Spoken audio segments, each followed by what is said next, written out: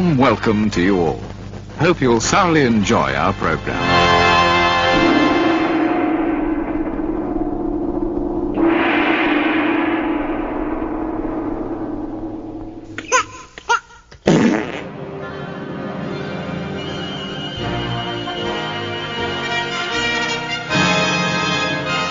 Oh, hello.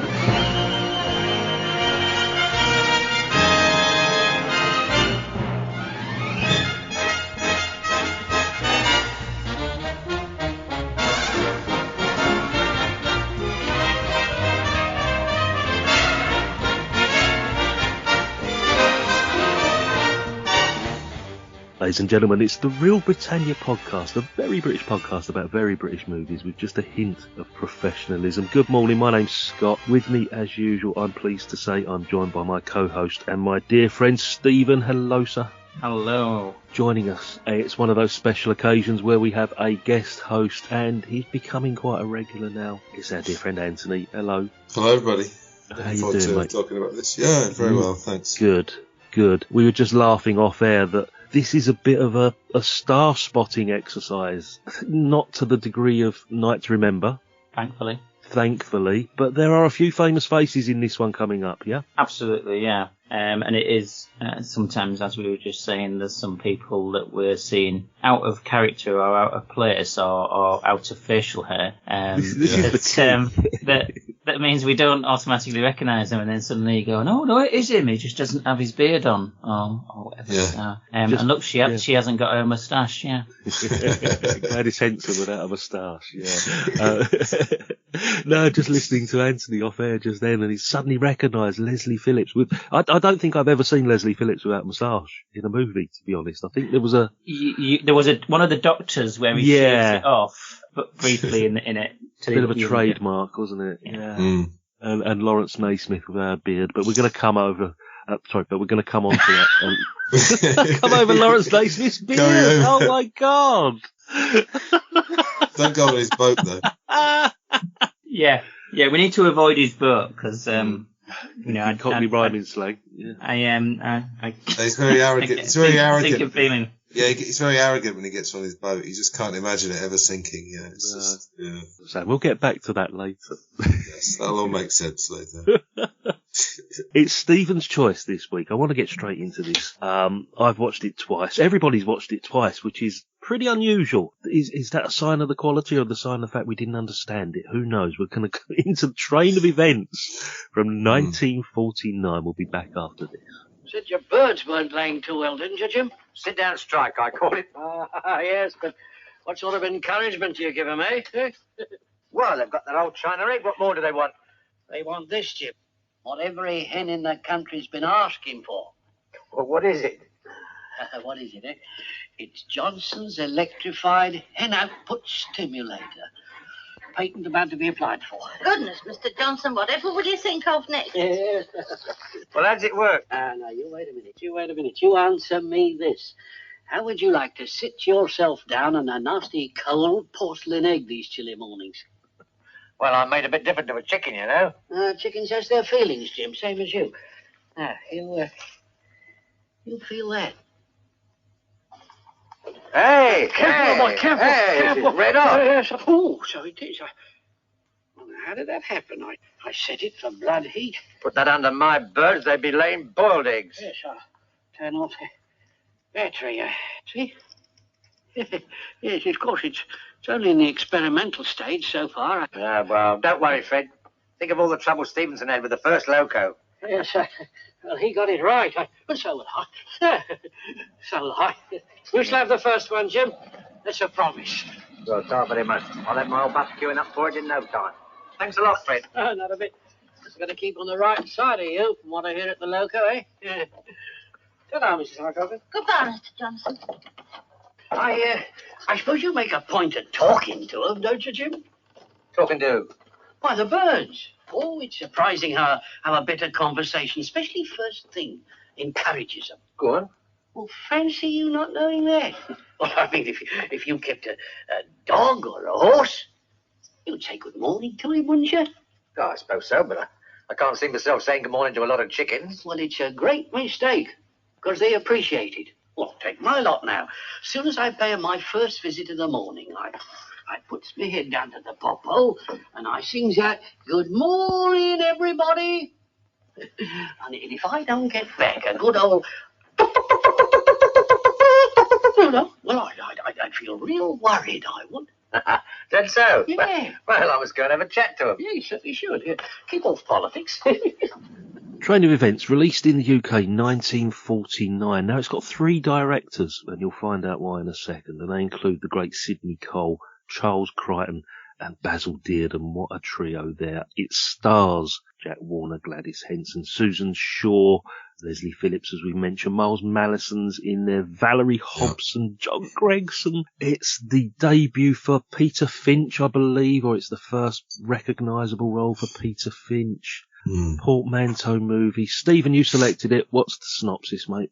A train disaster is told in 4 short stories to give character studies of the people involved, how it will affect them, and how they deal with it. That's from IMDb, and it is very much telling the 4 stories, and as you say, a portmanteau, but unlike a lot of the examples that preceded it, including like Dead of Night and others, this doesn't go through telling the 4 separate stories with some linking scenes between the two, like people telling a story or whatever. This tells them concurrently, which I think is something that is, fairly rare as far as portmanteaus at the time. And also quite unusual that you get to see what the actual ending is first, and then you see sort of 3 days before it leading up to it, which is very Columbo-esque.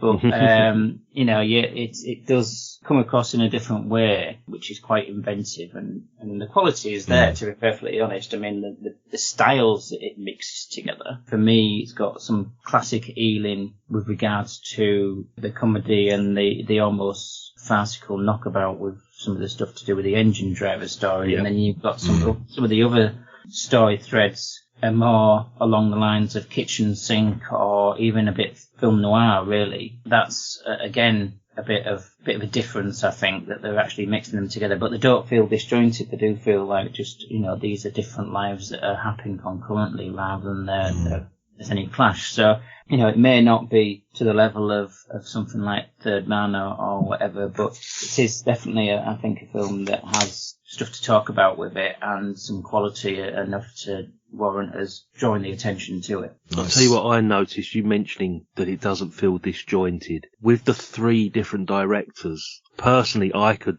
spot the Basil Dearden ones now. Yes. We've become massive fans of Basil Dearden over the past 6 years since we've been doing this podcast, and this is another one off my list that I hadn't seen. And looking at the Prisoner of War sequence and the actor segment, I just thought, blimey, that is typical Basil Dearden fare there, The Engine Driver was directed by Sidney Cole, and Charles Crichton directed The Composer, which sort of makes sense, I think, Charles Crichton, which is, he's a real famous sort of Ealing stalwart of the directing world. And even though you've got 3 different people working together and 3 different styles of directing, it all gelled really well, I think. It's edited in a great way, I think, to make sure the stories are told enough of each part of it in snippets, but without them being too long and therefore you forget the other stories, or too short and you can't keep track of what that story's doing. I think they've got it exact right balance on it. I think what helped, there was no crossover of characters between each story as well, because sometimes you'll see that, won't you, that there's one storyline going on and another, but there's a relationship between 2 of the characters that link the 2. They were completely separate, but obviously linked by one thing, which is a train. That is literally the only thing that links them is one train.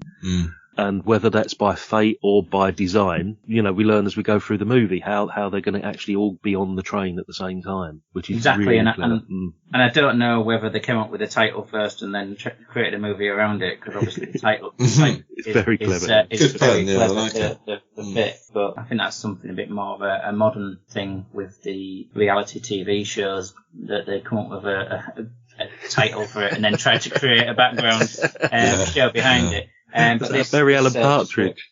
Yeah, exactly. Yeah, idea for a program, train of events. Yeah.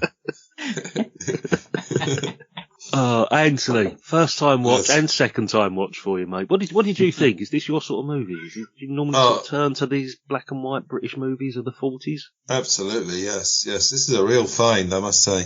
Mm. Now, when I did watch it twice. I watched it about 3 weeks ago, and I thought, I want to watch this film without having any pressure of making notes and thinking about it. I thought I want to have one good watch. And I had a look on Wikipedia. When I saw 1940s portmanteau, you already mentioned Dead of Night. I immediately thought of that, and then I found, of course, two separate directors in common. But no, I just absolutely loved it. And the first time I watched it, I knew there were loads of details I could see. So it needs more than one viewing, in my opinion. And it's quite short as well, isn't it? So yeah, it's a fairly easy watch. I mean, even though there are dozens and dozens of characters in 4 or 5 separate little stories, it's easy enough to follow. You don't get mixed up between the stories. You don't think, who was that guy? What's the relationship here? It does it really well, because each director gives you a good solid 10 to 15 minutes of story. We move to the next one, then we go back to the original story, and it goes through and it follows on. And it's just a really great way of bringing it all together. I liked it. I really enjoyed it. I watched it about 3-4 weeks ago, because I did a little mini review for the Talking Pictures TV podcast. And it got to last night, and I thought, you know what? I don't think I can remember anything too much to talk about it today. So I popped it on in the background this morning, and it all came back to me quite easily. And I think, this is great, and this bit's coming up now. And I was quite looking forward to some of the scenes. It was like really sort of edge of the seat. Even though I'd seen it, it was edge of the seat stuff in certain places. it made me think as well with the train thing, because we did Strangers on a Train, didn't we? There's train sequences in Bond films and stuff.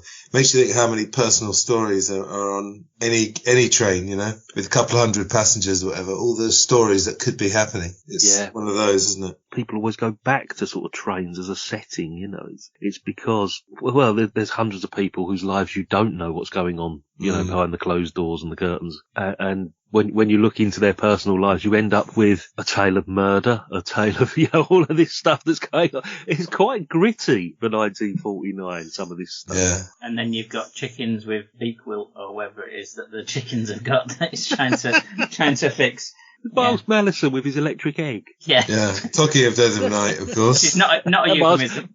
Miles Malison, room for one more inside, actually. Room for, exactly, yeah.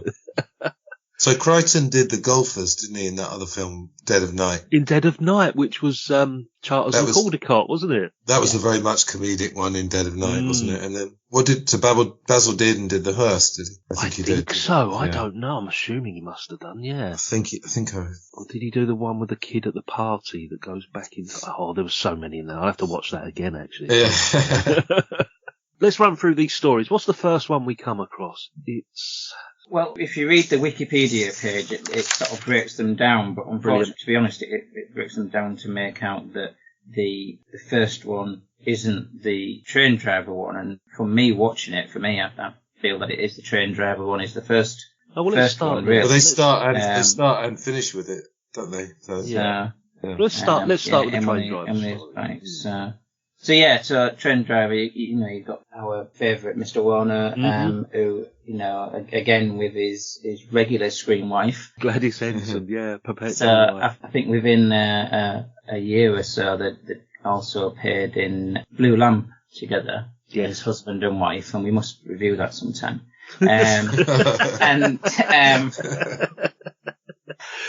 I refer listeners back to the dozens of episodes that refer to the legendary Lost Real Britannia episode. That's really a film that demands multiple podcasting, I think. Right, we'll do it again.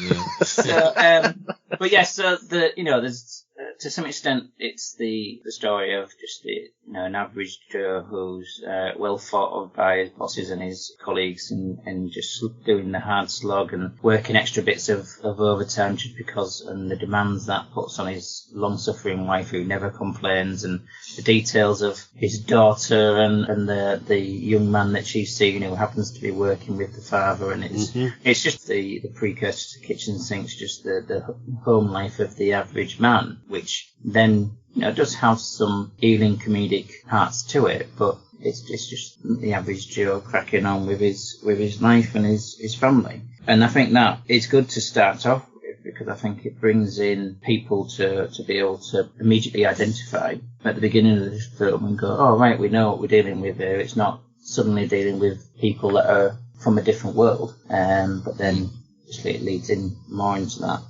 Yeah, it's a fine starting point, as you say, before we get into the more darker stories, because there's some real sort of murder and mayhem going on for the rest of the movie. You know, it gets very dark in places.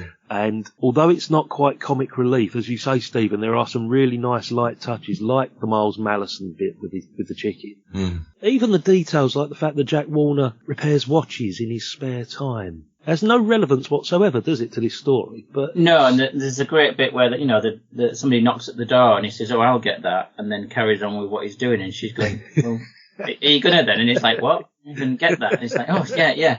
And it is that her aspiration is just for him to have a 9-to-5 job and not be out till 4 a.m. in Glasgow. And that's, the level that they're at. And it's that sort of modest aspiration and just wanting a cosy little life that does draw you in. And as you say, with the little details and nuances of the family, I think it feels nice. Also, the girl Doris, is going out with an American. It's funny the way they talk about, he's an American. You don't imagine they probably met many Americans, so that was a little touch. Yeah, coming back over after having been over in the war and then returning over, and the fracture that causes between her and her boyfriend, just because she's going to go and catch up with this fellow, even though there was nothing between them. And it just and as you say, the little references about the fact that hanging around the Americans meant that she started calling her father Pop rather than Dad. And then towards the end of the film, she calls him Dad, and he goes, "Oh, I've got my own nationality back, have I?" I didn't notice that. No, I didn't notice that. Yeah, it is. It's when she comes after she's been to the American chap at the tail end of the film, and she comes back after that night out, and he's saying, "Oh, your boyfriend, he'll come round, it's all right," and she's been all reassuring to her, and she goes, "Oh, thanks, Dad," and he goes, "Oh, I've got my nationality back, have I?" Having made reference to it earlier on in the film about being called Pop and all that. So, nice. Yeah, it's just a nice sort of snapshot of home life for people. And it does ground this film compared to some of the other stories in some ways with some comfort. Yeah, also a great snapshot of post-war London as well. We don't see the rationing and all the hardship side of things, but it just gives you a really good sort of idea of like people getting back to work after the war. You can imagine that like that son-in-law had fought, during World War II and now was become a train driver himself, and people getting back on with their lives. It's only 4 years, isn't it? It's 49 this was made? Yeah. Sorry, mate. Well, it's set in 48, I think, and released in 49 because there's a calendar on the wall in one of the places, I think it's the station, and the calendar that's got 48 on it. Oh, you're really observant this morning, aren't you? I admit I read that in the trivia. All right, okay. I'm not going to take credit where it's not due. You're taking credit for the Beatles reference later on, though, aren't you? Well, you should. Yes. As you should. Yes. And I don't know what that is, listeners. No. All I've got is that the train's going to Liverpool. That's all I've got. We'll find out during the Hall of Fame. I can't work it out myself. I'm still looking at the cast list trying to find it, but I'm sure there's something. Is the second sequence then the actor, are we going to say? Is that how we're going through? Because the train driver is initially the first one. So the actor, according to Wikipedia, it seems to be that. Notable for it being the first major appearance of Peter Finch. He gets a credit at the beginning introducing Peter Finch. Looks like a very young Leslie Howard in this. Very, very similar looking. Now this is possibly the darkest of all the stories, yeah? Yeah, I guess so, yeah. And there's a manicness to it that you would see in some other films, as you say, that have got that dark side, and it ends up being that's what the whole film's about a fractured relationship, somebody returning back into somebody's life, and the collision that causes, and etc. And this just been a part of this film, and the fact that it doesn't overawe everything else in the film shows, I think, how well balanced they've done things. Yeah, it's very. I think the use of that really jaunty song, what it made me think of course, was The Shining. They used that midnight, that Ray Noble stuff, and it just seems more creepy, doesn't it? It's These Foolish Things, isn't it? It's the tune, and it's almost, I'm going to say Hitchcockian. I love saying that word. Just going to say that, yeah, Hitchcock. Yeah, that tale of murder, but with that element of lightness in the background that you're like, oh my God, that's really unsettling, because this gramophone record is playing these foolish things, and he actually strangles her to the sound of that music, and straight away I thought that's Hitchcock. Almost. And you've got the fact that he returns to his apartment and hears that playing because the landlady's gone in cleaning and just put it on while she's in. Yeah. And the police turn up and say, no, about your wife, and he's thinking, blimey, and then it's like, no, we were looking for her and we lost her. And that sort of dual thread of it that, you're thinking one thing and then it's another is, as you say, Hitchcockian, where there's that twist in there, which allows it to be very engaging and emotive. Well, it's interesting. This is actually 9 years before. No, it's not 9 years. Sorry, 2 years before Strangers on a Train. Mm-hmm. Another train film. Do you remember the girl gets strangled at the fairground? The scene in the playing glasses, that jaunty. Yeah, they're playing that jaunty song that she'd just been singing with her band friends. Yeah. Yeah. Yeah, so there's definitely a bit there. But also having the trunk, and he was rehearsing Shakespeare, and he's looking at the trunk. That's so Hitchcock, isn't it? It's that suspense thing, isn't it? A body in a trunk. Yeah, absolutely. Rope. We've all these. Oh, yeah, right. All these references. Very good. It's the darkest of all the stories, as I say. Amazing though to see Peter Finch, because the only things I know him from now are this and Network. Pretty much. And that's the entire span of his career. First and last. Yeah, that's it. Yeah, Everything in between. Who knows what the man did? Well, he's going to crop up in one of the kitchen sinks, isn't he? He does, yeah. Oh, does he? Which I'm trying to remember which one he's in. But yeah, so we will be seeing him again in that context. And I think that the woman who plays his wife, estranged wife, she's very vampish in the whole thing. I think that is an extraordinary performance, really, from her. I don't think the piece would hold together so well if she didn't play that part well. I think it needs to be that she's got that element to her, otherwise you go, oh, well, it's just your wife coming back, what's the problem? Yeah, you have to feel that. Yeah, absolutely. I like when she says, I can never bear your tragic look, because she's sort of making out that he's almost an actor when he comes home as well. She does that reference, doesn't she? She says, you looking sad there, it's one of the best performances I've ever seen you do and all this kind of stuff. So she is needling at him about him having genuine feelings, and you're absolutely right, Anthony. Yeah, I want to read some of the ones later with the composer as well, all those musical references, those musical metaphors, with the wife later on. Yeah. Very clever script. It is, because Stephen T.B. Clarke is partly responsible for some of these, isn't he? I'm assuming it's the Crichton ones. Yeah, he's, difficult to work out which ones. As I say, although there's references you can read in different bits and pieces to do with which director did which bits and all this kind of stuff, they don't delineate it properly in anywhere as far as actually announcing at the beginning of the film that this bit is done by this. Yeah. So we're absolutely in that territory where you've got some real alumni as far as the people who are contributing, and it includes T.B. Clarke. And Angus MacPhail as well, yeah. So, again, Hitchcock writer Angus MacPhail. That's a point. Ooh, now, what one did he write? There we go. It's a good guess, isn't it, really? Yeah, that's thinking about it. So. That's possible then, isn't it? So, okay, the second story, according to Wikipedia, I'm trying to remember the sequence of events here, but I'm pretty sure it is The Prisoner of War. To me, this is the most interesting one, not necessarily for the story, but because of the actors involved. Now, the wife, the basic story is we've got a German prisoner of war on the run, basically. Is that the story? He's remained in England after liberation and has not returned home, yeah?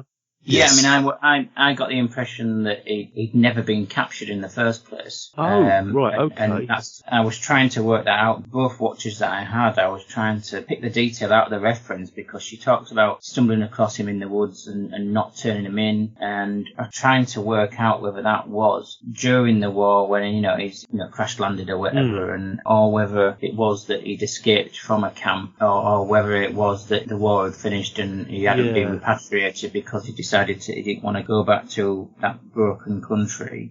Well, it's described here a prisoner of war on the run who doesn't wish to return to Germany. So you can read into that any of those possibilities, can't you? And the story is that, you know, they're moving about from place to place, and they're sort of being discovered at every turn, aren't they? Because the landlady realises who this guy is and sort of demands the room back by saying, look, you're moving out tomorrow. If you want to stay, it's £3 a week, some extortionate amount of money.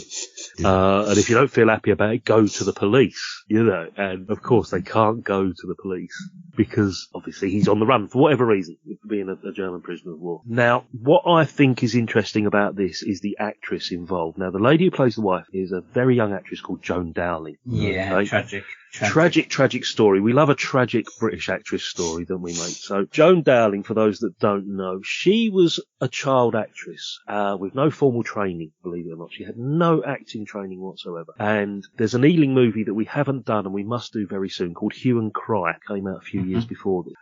It's the one about the children, and it's a group of like crooks, isn't it, using children's books as code or something, and it's all set post-war amongst the bomb sites of London. And it stars a very young Harry Fowler, as well as this particular lady, Joan Dowling. Now, Joan Dowling is only 21 in this movie, and round about this time, she married Harry Fowler, having met him, you know, as child actors on Hue and Cry, and they married quite young. About 4 or 5 years after this, Harry Fowler had an affair, allegedly. And she found out and stuck her head in the gas oven and killed herself at the age of 25, 26. Tragic story, because she had such a bright future ahead of her. That's why this one's always sort of poignant to me wherever I see, because there's not many Joan Dowling movies out there. And it's just sad because you just see a glimpse of what could have potentially been one of our greatest character actresses. Yeah, it's that look in her eyes in this. You know, that look of compassion she has in her eyes is fantastic. Yeah, she doesn't have to do much. So, yeah, she's got a touch of Sylvia Sidney to her. Yes. In the, you know, the sort of that doe eyes that she can do, but also the, you know, the sort of quivering, trying to hold it together when, you know, things are bad, and just that, you know, diminutive stature and stuff. I think she's got a lot of those qualities, and as you say, sad that we didn't get to see more of her talent as the years progressed, because if she was already at that level at that age, who knows what she could have gone on to. Absolutely, sadly. And so their part in the journey towards the train is that she steals the money from the landlady, sees the open tin of rent money and takes quite a fair amount of money. It's 30 plus, is it 30 quid? I can't remember. Whatever it is, it's not enough to pay for a ticket to Canada or America. Where are they off to? Canada. Yeah. She can only afford one ticket to Canada, but she doesn't tell the husband or the boyfriend, whatever he is, and just goes along with his fact that, look, we've got to get to Liverpool to go to Canada. And he's under the impression that they're both going to be fleeing the country. And we sort of leave it at that, don't we? So that's how it pretty much ends before we get to the train sequence. You know, they're on the train, on the run, basically, on their way to Liverpool, and he's expecting them both to, you know, make a safe life in another country. And I love this story, yeah. He does make a reference, though, doesn't he, that later on he makes a reference in desperation, something about, I've got to get out of this country, you know, even if it's, you know, to Canada or the United States, even if it's on my own, and, you know, because he's tried to convince her that she's too good for him and he needs to leave him and he should go off on his own. Yeah. And unbeknownst to him, that's what she's got in mind. It actually happens, yeah. I like this story. It's not my favourite story with regard to sort of keeping my attention and the actual writing of it, but this one is just interesting because of the background of the actress involved. Yeah. Yeah. It's a good one. Yeah.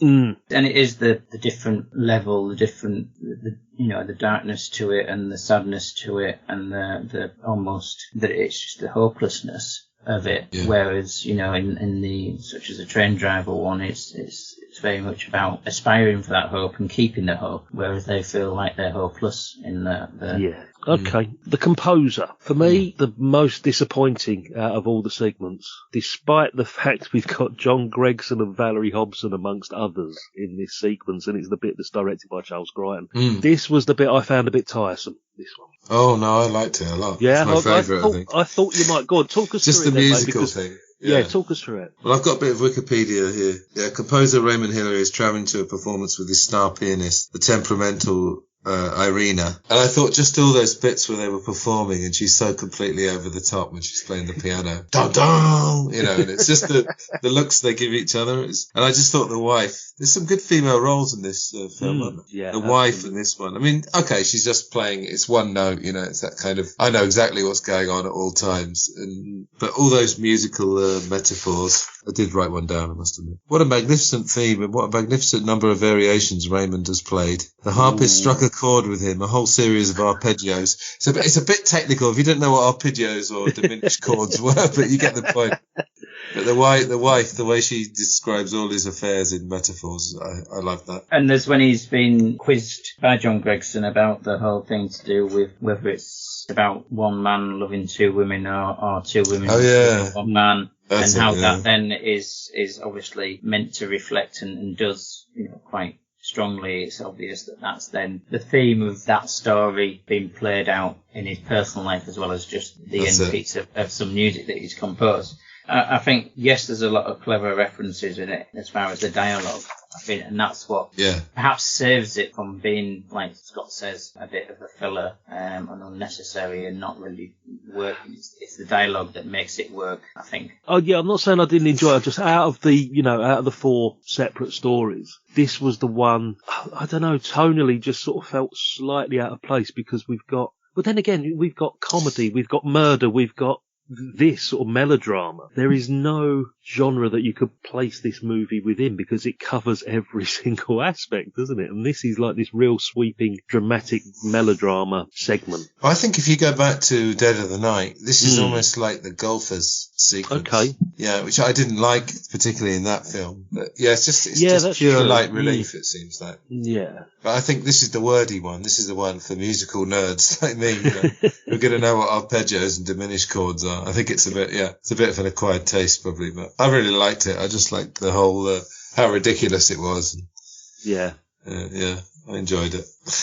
And John Gregson being a prude, and the woman alongside him who was also meant to be there as a criticism to the composer, who ends up just repeatedly saying how she liked it, and spoiling the whole gig essentially. In that, because she actually finds a voice and contradicts John Gregson. But yeah, I think that John Gregson, a small part in this, but as usual, doing a great job with it.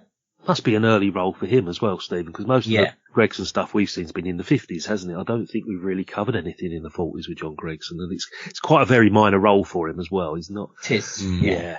We will cover, I think, the train driver's story in just a second, because that leads into sort of like the grand finale where all of these come together, all of these segments. But before we do that, I think we ought to take a little wander up to the Hall of Fame, chaps, and just have a little look. Because, as we said, it's not in the same league as Night to Remember, but there are still some people here that I think are going to get brought up by Stephen. Grab your keys, mate. Let's have a little wander up the path. Village Hall of Fame. Now, for those that don't know, if an actor, an actress, a producer, director, or anybody of note appears on the show 3 times, they get inducted into the Hall of Fame. But we couldn't afford a hall, could we, Stephen? An actual Hall of Fame. So we had the Village Hall, the Village Hall of Fame, which is now bursting at the bloody seams. Yes, it really should have been the Albert Hall. It's getting that way. Yeah. So, run us through it, mate. There's only 39 people listed. Even the uncredited ones are still, it only makes 39, but it does contribute to quite a lot of people still making multiple appearances. Now, obviously, we've mentioned about Peter Finch making his first appearance for this podcast, as it were, have introducing credit. But there are a number of people just making 6 people, in fact, making their second appearances. Amongst them, Brian Coleman, who, strangely enough, the film he previously appeared in on the podcast was Mona Lisa, which is quite a dramatic difference between the two. But that was we're pointing out the diametric difference between the two. But we've also got Philip Dale and Patrick, who was in Dam Busters, Patrick Doonan, who was in Lavender Mob, Laurence Payne, who was one of the other introducing credits, A Matter of Life and Death, and Henry Hewitt, who was in Scrooge. However, it is a second appearance is for Mark Dignam. Now, his brother has been in any number of things, I think several things that we've reviewed before, and I think but the other thing to mention about him is he did a BBC radio production of King Lear, and he played the Earl of Gloucester in that, and that piece of dialogue sound recording was used as part of a fade out on a song called I Am the Walrus. I Am the Walrus. I don't know that one. That must be the actual recording. Yeah, if you read the trivia for him, it says, along with Philip Gard, he appeared in the fade-out of the Beatles' I Am the Walrus in his role as the Earl of Gloucester, taken from the BBC radio production of King Lear. And I saw that, and I thought, has Anthony noticed? Has Anthony noticed? So this is Mark Dignam, yeah? Mark Dignam, and as I say, his brother we've had in, I think it's 6 or 7 roles before. Basil Dignam has been 7, maybe 8 different stuff before, and again he's a bit part actor really, and it's his younger brother, but his younger brother had that bit of trivia about him, which probably wouldn't have been worth mentioning if we didn't have Anthony on.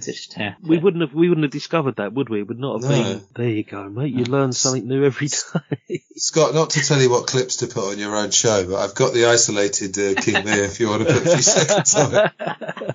I think we might have to, just to identify. Mark Dignam, his real name was Cuthbert. Cuthbert Mark Dignam is his real name. Scott, I can understand why. Scott, it's a perfect chance for us to say things like, serviceable villain. Sit you down, father, rest you. Yeah. That is amazing. Well researched, sir. Well researched. So, it was an accidental find, I must admit, because they don't, when you've got trivia on the IMDb page, it'll only show one on the front when you first look at it, unless you actually click on it. And it just happened to be, and it randomises which one it shows, and it just was that one, and I went, I'm taking that screen capture quickly, making sure I remember. So, well played, sir. Well played. So with regards to the rest of the cast, we've got 7 people making their third appearance, which includes Arthur Hambling for Always Rains on a Sunday and Lavender Hill Mob, Gladys Henson, Always Rains on a Sunday and Night to Remember, Olga Lindo, Inspector Calls and Sapphire, Anthony Quayle, who was an uncredited part playing the violin at the end. Yeah. He was in Eagle Has Landed and The Guns Have Never Run, so for once he was holding a violin rather than a gun. Percy Walsh, Oh Mr. Porter and Scott of the Antarctic, Wiley Watson, what a name. Wiley Watson, 39 Steps and Whiskey Galore, and Meadows White in Long Arm and Pool of London. So they all get seats in the hall due to making third appearances. However, there are 4 people making their 4th appearances. Yep. Charles Crichton as director, which is Dead of Night, Fish Called Wanda and Lavender Hill Mob. Angus MacPhail as a writer, Always Rains on Sunday, Dead of Night and Went the Day Well. Actually, no. I'm sure there's another one he did. Oh, he did Whiskey Galore as well, so that's 5th for him. Johnny Schofield, In Which We Serve, Went the Day Well, Wicked Lady. Susan Shaw, who plays the daughter in the train scenes, Always Rains on a Sunday in Pool of London, and Jack Warner, who again was in Always Rains on a Sunday, Quatermass and Scrooge. Excellent. So rattle through them. Now, 5th appearances, we've got 2 people, one of which is Tibby Clark, Dead of Night, Gideon's Day and Lavender Hill Mob. However, we've also got Leslie Phillips, who has given good moustache to previous films. Carry On Constable, Carry On Nurse, Carry On Teacher and Pool of London. So quite a bit of difference there. That there's doing all the carry-ons up until a point and then suddenly Pool of London. So John Gregson, 6 appearances. Genevieve, Holly and the Ivy, Lavender Hill Mob, Scott of the Antarctic and Whiskey Galore. Same as Michael Horden has 6 appearances as well. How I Won the War, Passport to Pimlico, Man Who Never Was, Scrooge and Theatre of Blood, which stands a long career obviously with Theatre of Blood being at the end of that. And How I Won the War. And then Michael Relf, who the producer who managed to do Legal Gentleman, Man Who Haunted Himself, Pool of London, Sapphire and Violent Playground. Moving on then to one of our favourites of British cinema in every sense, is a 7th appearance for Basil Dearden. Excellent. So, well deserved and in some ways just surprising there aren't more. But Cruel Sea, Legal Gentleman, Man Who Haunted Himself, Pool of London, Sapphire and Violent Playground. And it's also a 7th appearance for Lawrence Naismith, Amazing Mr. Blunden, Dam Busters, Gideon's Day, Man Who Never Was, Night to Remember, and Pool of London. Miles Mallison, unsurprisingly, on his 12th appearance. Just room for one more appearance, you might say. Just for one more appearance, yeah. Oh, very good. 39 Steps, Admiral Crichton, Dead of Night, Dracula, Gideon's Day, Heavens Above, Hound of the Baskervilles, Man Who Never Was, Peeping Tom, Private Progress, and Scrooge. And then making his 13th appearance, we've got Michael Balcon. I know there's more. I know there's one more to come. 39 Steps, Always Rains on a Sunday, Cruel Sea, Dead of Night, Dunkirk, Lavender Hill Mob, Long Arm, Passport to Pimlico, Pool of London, Scott of the Antarctic, Went to Do Well, and Witty Glow. And then finally, the one you've been waiting for, Victor Harrington, who was, well, he's just a man in the background as usual. I don't know what he was playing in this. When was he not just a man in I think he was in the theatre in the audience. Theatre audience, it says, yeah. I think if I remember correctly. So Theatre audience 1, that is. Wasn't it? Yeah. So Dr. No, Carry On Regardless, The Entertainer, Frenzy, From Russia With Love, Georgia Girl, Gideon's Day, Inspector Calls, Ipcress Fowl, Man Who Haunted Himself, Night to Remember, The Reckoning, The Rebel, Rocky Horror Picture Show, and Trouble in Store. How many was that, sorry? Only 16. Only 16. She was only 16. She was only 16 years old. So, and I believe that's putting him in the front position as far as the most appearances of anybody. Where he was for quite a while until people like Cyril Chamberlain and that sort of like leapfrogged him, and, you know, we've had other people, haven't we, sort of like battling for the top position. Yeah, there was people like Fred Wood and people like that. Yeah. Just like going, well, who's he? I've never heard of him. I've never seen him. But then that's how we were originally with Victor Harrington. And then obviously the other Harringtons tried to chase him as well, but not doing such a good job. So he's on the top slot, and you know, even like Guy Sandeven isn't there touching him yet because he's one behind. So yes, there you go. That is the cast, and that is the Beatles reference. Very nice. Yeah, I think I mentioned off air Michael Hordern looked old in 1949. Yeah. As soon as he put that pipe in his mouth and he's got the trilby and the long raincoat, it aged. You know, as how we know Michael Hordern as old Michael Hordern. Even in 1949, he looked like old Michael Hordern. Just trying to have a quick look, see if there's anybody else worth mentioning. I mean, we've covered most of the bases here of the famous faces and the names. Probably a good point now just to finish off by just going into the final story, which is the conclusion of the train driver's story. Yeah. Leading into the train crash without giving too much away at the ending, I think, because I'd like, you know, if people haven't seen this before, to find out who survives, who dies, and what happens in this massive train crash at the end of the movie. As for the conclusion of the train driver's story, this is bizarre, the way some of this sequence of events happens. And the son-in-law has decided he doesn't want to be a train driver anymore, basically, because, you know, the girlfriend is not happy, he wants to do something else. And he goes toward the boss's office to hand in his notice or to tell him he's quitting or whatever. And Jack Warner has a bit of a scuffle, ends up on the floor, and Leslie Phillips tries to stop him, punches him on the nose, and he bangs his head on the door and collapses to the floor. So there's comedy there because he bangs his head on the door and the boss goes, "Come in." He asks, and then by the time they've dragged him out of the way, the boss comes out and looks around and goes, And it's, you know, it's classic really, you know, physical comedy in that sense, but done in such a way that it's classic Ealing as well, and yeah, perfectly fits in with this whole mood.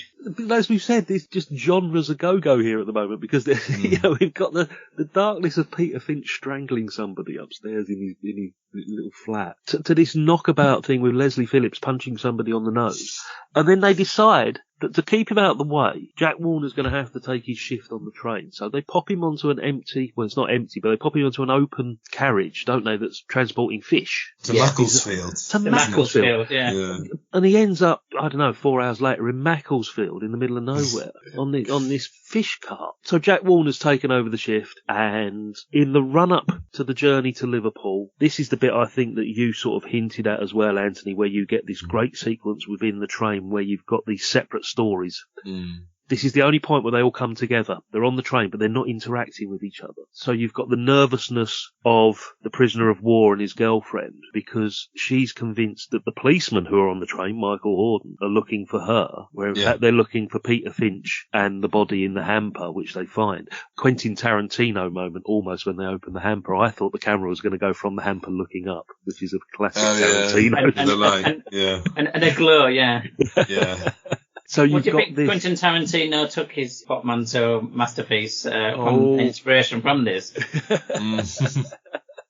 Because the stories do connect though, don't they? Just tiny.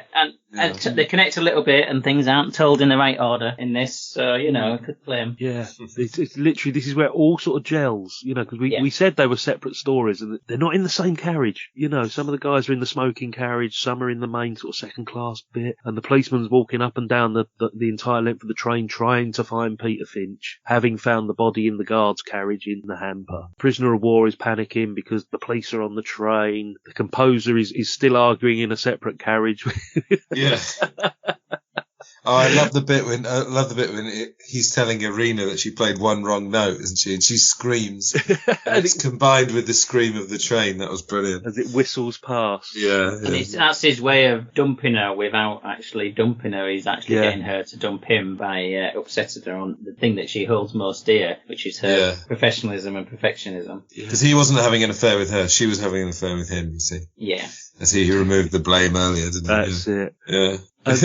And without going into the crash itself, I mean, this run-up to the crash, this 10-minute sequence, is marvellous. I don't know who was responsible for directing or screenwriting. Perhaps it was a combination of all the parties involved, but it just brings together these 4 separate stories in just this marvellous sequence to a tragic ending. I love it. I love this little bit of the run-up before the ending. Oh, it's brilliant. I love how Peter Finch has got the Shakespeare dialogue playing in his head as well, because it's obviously about murder. I think it's Richard II. It's obviously about murder and, betrayal and things like that. So, it's brilliant. So many little touches. That's what I mean. This really demands multiple viewings. I definitely enjoyed it on this second viewing this morning. I mean, I was just sort of having it on in the background, but I ended up stopping and watching it because I was thinking, no, I really enjoyed this first time round, and there's a lot to it that I missed. Yeah, very good. It is one of those films that repeated watchings means you pick up details that you didn't see in the first watch or the previous watch even. I mean, this isn't, I watched it twice for the podcast here, but obviously neither of those were the first time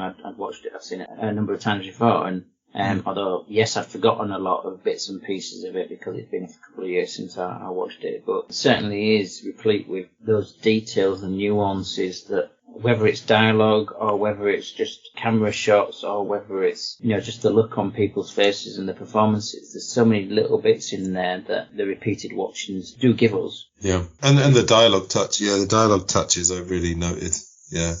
To say, as Stephen mentioned, the pedigree of the script writing anyway, it's bound to have some great sort of quotable lines within this movie because of T.B. Clarke and the others that were responsible for it.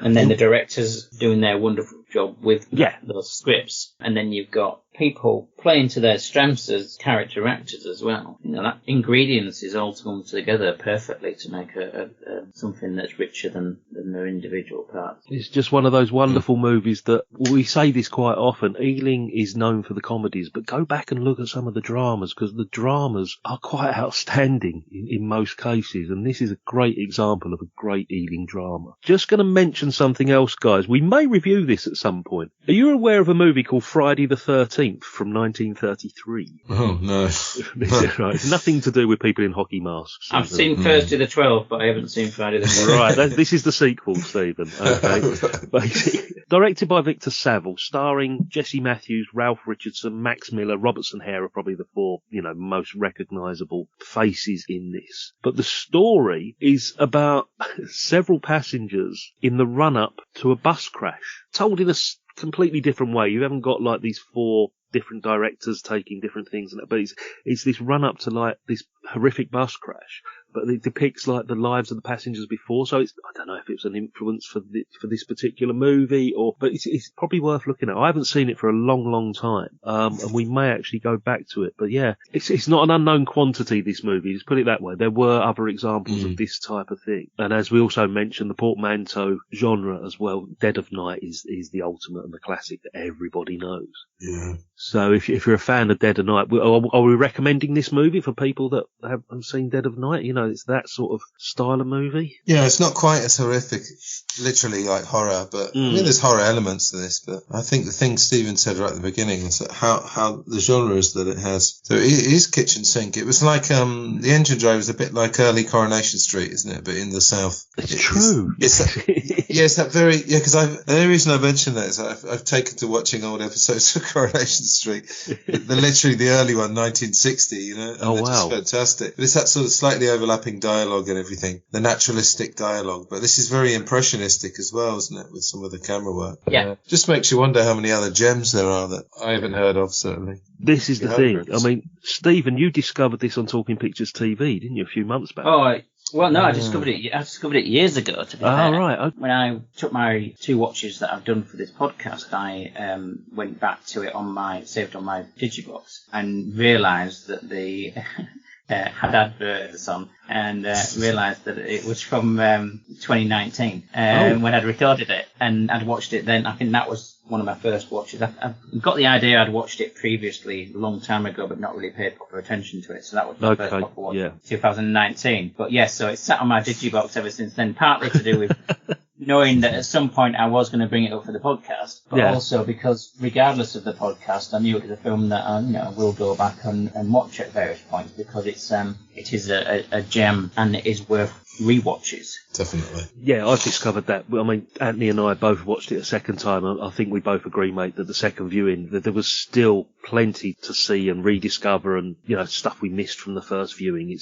definitely stands up. Yep, 100%. Wonderful. Okay, that was Train of Events. It's my choice for the next time the 3 of us are together, I believe. Yep. Let's take a break. We'll be back after this.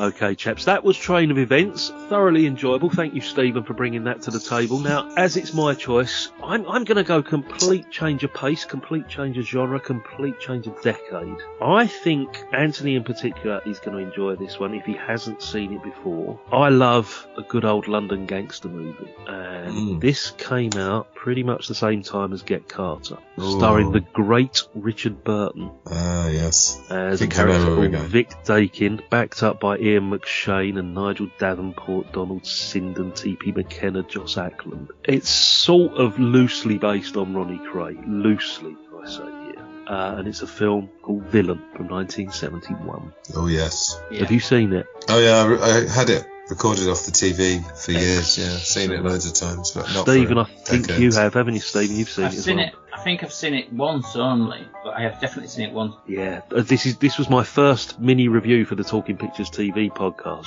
however long ago it was, 5-6 years ago, and I haven't watched it since. And when I had it on VHS, I used to watch it quite often. So really, this is a proper watch for me in a long, long time. And I just remember liking it because it is just it's so out of place for Richard Burton with this dodgy Cockney accent, and it's brutal, it's gritty, it's not ahead of its time, but it's round about that era when we were getting this sort of genre of movies, like I say, like Get Carter and all that sort of stuff. So I just thought we need to do something completely different. So you all right with that one? Yeah, sure.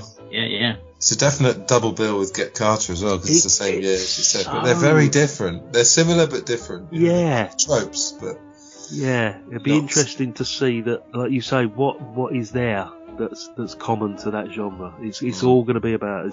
It's a guy. The guy that directed it is a guy called Michael Tushner, who I don't think was famous for absolutely anything else. Just looking now, no. Fear is the Key, which I think was an old Amicus or Hammer thing. A couple of Play for Todays and Wicker's World. You know, it was more seamless. So, to Wicker's World. It'll be interesting to see, you know, Mr. Tushner's take on this movie. So, okay, guys, looking forward to that. We'll meet up in a few weeks' time. Before we go, as well as the usual Beatles reference, we also have to reference Anthony's various podcasts, of which I was a guest on one very recently. We did a joint one on Michael Caine. Yes. Of getting lots of really positive and lovely feedback for both of those shows, mate. And I really enjoyed it. We need to repeat that format very soon. I think we'll do some other actors. But if you could let the listeners know where they can find you, mate. Yeah, well, that one was on Film Gold, which is my neglected third podcast there. I've got Life and Life Only, which is psychology and alternative media, and Glass Onion on John Lennon, which is having a bit of a renaissance. My enthusiasm goes, not my enthusiasm for John Lennon, but just after doing 4 years on one person, that's, you know, ebbs and flows. But it's been good recently. Don't know when this will come out, obviously, but we just done John Lennon in 1962, which was an incredible year. Yes, I can imagine, actually, yeah. It contrasts the world events. You've got the Cuban Missile Crisis and the world nearly ending with the Beatles psychodrama, which in its own world is quite important, but when you compare it to the Cuban Missile Crisis, maybe it isn't. No, that's what we do. When you did 1969, again, it's the same thing. Yeah. When you look at what's going on, I mean, this is what I find with Rainbow Valley when I do the hits and headlines shows. You know, everybody remembers the music, but then when you put like some of the news headlines with that music, and you think, blimey, people are like listening to this, and that was going on in the world at the same time. Yeah, it's eye-opening stuff. Yeah, that's how I've kept it going, really. But yeah, still going strong. 4 years or more. Excellent. So that's where you can find Anthony. Stephen, you can find probably on his sofa if you wanted to find him. Or a picket line. Or a picket line, definitely. But no, not to neglect yourself with regards to the fact that, you know, you've got Not an Instinct Cause, but as you referenced a couple of times in the Talking Pictures TV podcast, which is well worth a listen, especially, you know, even if you're not actually watching the TV channel. And I do think you get some listeners who can't get the channel, they contribute, just to give you a plug, since you're normally giving other people plugs. Thank you so much. Yeah. Okay, this has been Real Britannia. I've been Scott, he's been Stephen, he's been Anthony. We'll be back very soon. Cheers, guys. Take care. See you later, folks. Take care.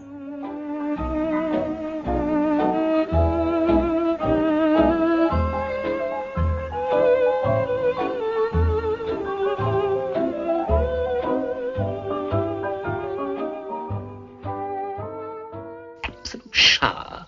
A positive shower.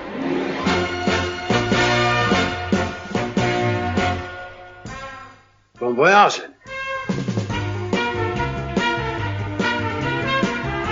Goodbye!